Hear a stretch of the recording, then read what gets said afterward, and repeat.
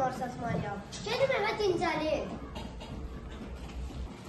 Hava yaman soyuqdur. İndi uşağım üşüyür. Oğlum gəldin.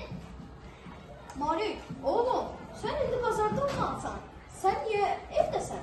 Bəs uşağın üstünə qışqırdın. Uşaq yorulur. Malik köyə qalcadır. Sən özün evdə oturmuşsan, uşağı göndərsən işləməyə.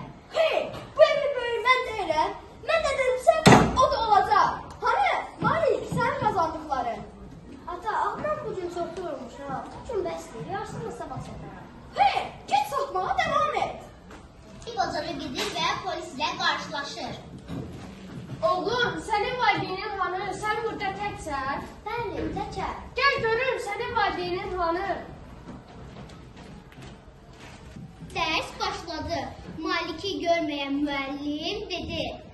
Malik deyəsən yenə də gəlmədi. Belə olmaz. Anam məktəbdə olması lazımdır axı. Müəllim, Malik bazarda meyvə satır.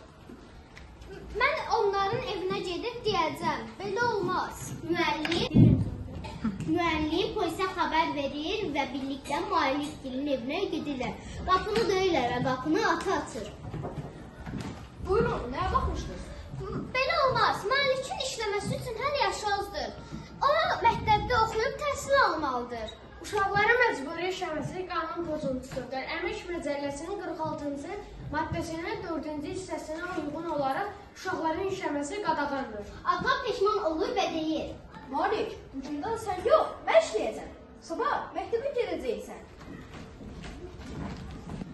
Uşaqlar işləmək üçün deyilmək üçündür. Uşaqlar istismar və layiqiyyətdən qorunmaq hüququ var. Uşaqlar əmək istismarından qorunmalıdır. Uşaqlar ailə mühitində böyümək hüququna malikdir.